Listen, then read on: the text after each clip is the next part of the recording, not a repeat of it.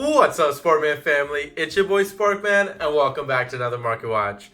First up on the docket is, yes, Quarter Century Bonanza, and no surprise with this one, as this box, this set, has really taken the Yu-Gi-Oh community by storm. I mean, you have Edison players that love this, Go players, just classic DM players back in the day. You have people coming back to just pick up this set to open up some classic cards. You have people in the meta right now getting cards they need. Triple Tactics Thrust, SP Little Knight, all these awesome cards. It's all packed into this one amazing set. Now, I will say, you either love this set or you hate this set. Because I know a lot of people have been voicing their opinions saying, I don't understand why there's so many rarities. I don't understand why they put so much stuff in this one. Why are they destroying the collection market? And then there's the other side where I love that there's a new, Core Century Secret for a lot of the cards that I love. I love that there's rarity upgrades. I love that there's this set coming out with all these amazing stuff in it. So you have a little bit of both sides on like the bouncing wheel here. But I will say, for me personally, I'm on the positivity side where I really do love this set. I think it has a lot to offer, not just for current players but older players. And I do think that there's a lot to love about this set in general. Now, I know the market has definitely taken a hit with a lot of different sets that has been affected by this Bonanza set that has depleted the value of so many things in the market. However, it has made things more accessible to those that want to play the game. And at the end of the day, we do have to look at it from that standpoint and that viewpoint that yes, we are watching the market and we do watch the financial, gains that we could have and the financial losses that, I try to put everyone on so that way we don't get those financial losses and, we can capitalize on the gain. But with that being said, it is also a trading card game for players to get access to cards. So we have to also look in that regard that players do need access to older cards if they're playing older formats, which the older formats have got more popular because, well, the current day game is that kind of rusty. People are not really wanting to, play the current day format with it just being the same old, same old. So it's a lot of that. It's a lot of players that were part of the game back in the day just want to play back in the day Yu-Gi-Oh. They don't want to play current Yu-Gi-Oh, and I get that. But let's talk about the market because we have a lot to talk about with this Market Watch as we haven't had Market Watch in quite a bit. And yeah, like I said, there's lots to cover right now. So let's talk about Bonanza. Bonanza is a set that technically can be valued much more in terms of the seal value. I would put this near maybe 100, 110 when it's all said and done within the next week or two. Can this go up even further? Honestly, yes. There's so much value into the set, and there's so many different cards that can go up in time, whether it be now, next week, next year. There's so many things that can go up in this set that, yes, over time, I do see the Core Century Bonanza set in general could be going up as much as 150, 180 by next year. And it couldn't even stop there. It could continue to go up from there as well because, again, there is just so much into this set. There's so many rarities in this set with a lot of the cards that players love and cherish that, yes, it's no, number I'm making up here where this imaginary number of 150, 180, it almost seems more realistic that it might come to fruition sooner than you think. There's just so much things in this one, and I think people are not really taking that into account. But also take into account the cards you want. The cards that you want as Core Century Secret Rares are not easy to pull. They're very hard to pull, and the ratios to get what you need, especially being a low margin, will be something to keep an eye on moving forward as well. And as to why, there's a lot of price movements that will be on its way up rather on its way down that we look into Core Century Bonanza. That's why a lot of people are investing in a lot of cards that are particularly cheap in the Core Century market right now, especially in this set. I do think there's, like I said, a lot of financial gain to have in this set, and there are a lot of cards that are on the lower end of the spectrum here in this set as well. Now, with that being said, obviously we have our high point cards as well. We have our Blue Eyes White Dragon, the Dark Magician Girls, which we are not, surprised about. We got some waifus in here, right? Kai's I'm not surprised about. This was like a really high up there card in Ultimate Rare. The Core Century Secret has gotten some love for sure. $50. I think a Gamer Choice had this for about $30, $40. I was thinking that was too low. I still think at $50 this is too low. There's going to be a lot of players that are going to want this card in their deck, in their collection, and at $50, again, I do think it's technically, in my opinion, still a steal. And there's a lot of cards I can say that's a steal in this one, and that can go up over time. And there's no surprise, right? You're going to have a lot of players that just are fan favorites of a lot of things, and you're going to be, seeing a lot of players, price things the way they want to price it as well. So though that they have TCG players to look at for price movements, you're gonna have a lot of players making their own sense of the market as well with this set, because there's just so much in this one. It's hard to kind of dictate where certain card prices will end up, as like I said, players are kind of making the market right now for themselves. Okay, so let's just take a look at QCRs right now, and I actually want to take it from the low end spectrum of this, because I think there's a lot of price movements that could be favorable in your sense of the margin here. I think Ancient Gear stuff is going to start to go up as well, so that could be a good avenue to take.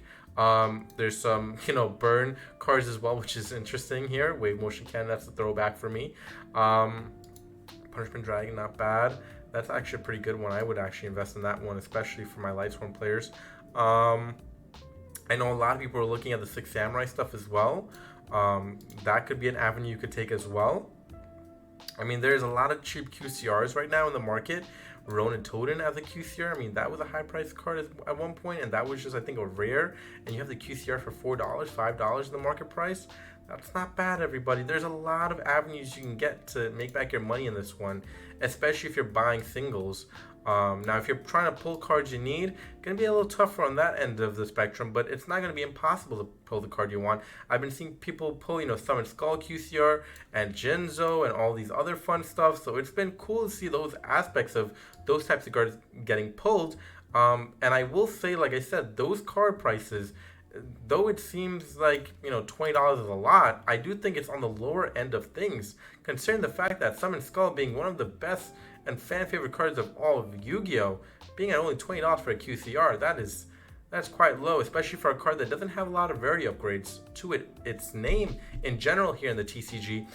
So you got to keep all those things in mind as well as we move forward into the market. But like I said, I think there's a lot of avenue you can gain here with a lot of the cards here, like even the Orcus cards. We talk about Orcus support coming out.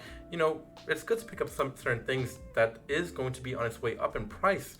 And like I said, you don't know what's getting support in the future. So again, there's a lot of cards you can pick out of this one to eventually get some more avenue of successful profit gains in your future as well. So you got to keep all that in mind. And one deck that is actually getting some support is No Punk. So, you got to keep that in mind as well. So, these Punk decks are getting really a nice little upgrade with this card here. And this one as well. They're both great effects, both pretty broken cards into the new support for this, archetype, which is going to be really amazing. And we're already seeing price movements on its way up for this archetype. So if you are a fan of No Punk and you want to get in and not miss out on the hype and, not really want to spend that much money, I would do it sooner rather than later. The prices are low for the most point, but they will start to skyrocket up, especially these collector rares. Now, I know collector rares are something people are trying to stay away from, as there have been, reprints of other, higher rarity stuff for these, types of archetypes and support cards and just cards in general. People are not really a fan of collector rares, just all in all. So just keep that in mind as well if you're investing in CRs. I would, tend to take the other margin of just getting secret rares and ultra rares of those things, and then when there's a higher rarity upgrade, then get it. I just don't think CRs are the way to go. Even at the price low as $10, I still don't think it's the way to go.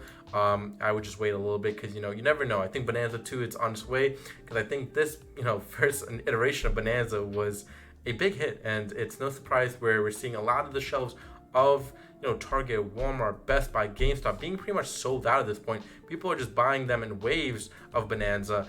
Even this mini box that costs $30, people are buying them out. I have a lot of people I'm seeing on Instagram, they're like, I just bought up my whole Target, I just bought up my whole Walmart. And again, you don't want to do that because you want other people to open stuff too, but at the same time, yeah, it's a really type of greedy set where you're trying to greed out on a lot of things. So you can't blame people for really wanting to grab stuff. Now I also want to talk about the other discussion I had the other day where the TCG does not get as many favorable stuff as the OCG.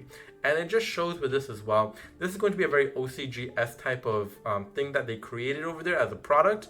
And I wish that we were to get it over here in the TCG because I do believe it would sell. I do believe people would buy into this. I do believe people would be, very much interested in a product like this.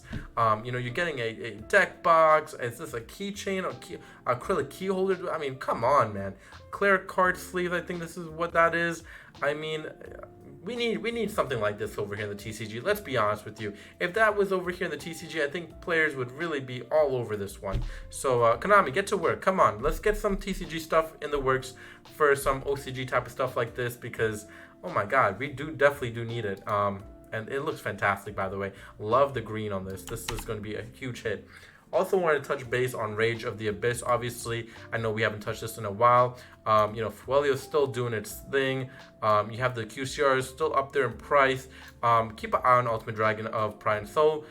Yes, I know it's one of those cards where people are like, oh, it's going to be another Magician of Bonds, whatever. But just keep an eye on this one because I do believe there's some margins for success in this avenue as well. I do think there's some Six Samurai, avenue for profit gains for this QCR as well, as we're starting to see some more Six Samurai support coming out in the future. So keep that in mind as you're moving forward. I always talked about Lacrima being a very underrated card. It's definitely not been what it's lived up to be at the moment, but I do believe there is avenue for success for that card in the future. Keep in mind there's a lot of water support in this set as well, so keep that in mind for a lot of my water fans that are also getting some more water support in the future, that this set could bounce back even further than it is right now, and still holding a pretty good margin at around $75 in the market. So keep that all in mind as well. Dominus Impulse still making some noise. I'm not surprised about this one. We called it months ago that this card would be a big hitting point with the market and players in general needing this one just for, the current day landscape of how the meta runs and how certain decks are. Like I said, no surprise with Dominus Impulse being a major upgrade in price, where it was once at around $40, even $35, I think, at one point, if I'm not mistaken. I could be wrong. Let's double check, but I believe it was really low at one point. 43, so around 40. I know a lot of players at locals were picking them up for even cheaper, so that's why I say 35 and stuff like that, because players were thinking that it would be a much lower price tag. But yes, 65 now, and it's on its way up continuously, so keep that all in mind. But overall, everything's pretty much stayed stable from the past few days. Deception has pretty much gone down from where it was at around $50 some, so that's gone down, but for the most part, everything's kind of stayed stagnant. Obviously, you'll have little price movements here and there, but nothing too extraordinary has really, hit home yet. I would say keep an eye on these token cards. That's one thing, because Rage of the Abyss mini boxes, they were kind of scarce. They were not easy to find out there. I'm not gonna lie to you. And these token cards could see value in time as well. So keep that in mind as well. We got all the main stars: Yusei, Jaden, Yugi, Yuma, Yuya. So you got a lot of the main character arcs here in the token cards in this mini special edition, so just keep that in mind as well. And keep in mind that mini special edition, those are collectible pieces that you could have as seal value moving forward as well, because eventually when they do stop making that, because they always stop making things eventually, having a nice little seal collection of all of them that came out recently would be a nice little collection piece to have, or just to collect in general. That's my take on things, but you don't have to take it, obviously. The last thing I want to cover on today's Market Watch is the tins. The tins have taken a huge hit, and it's no surprise, right? We talked about, Bonanza having a lot to offer. A lot of the cards like SPL9, like Bonfire, like Triple Tap Stars being all in the Bonanza set, has all seen price margin decreased in the tins as well.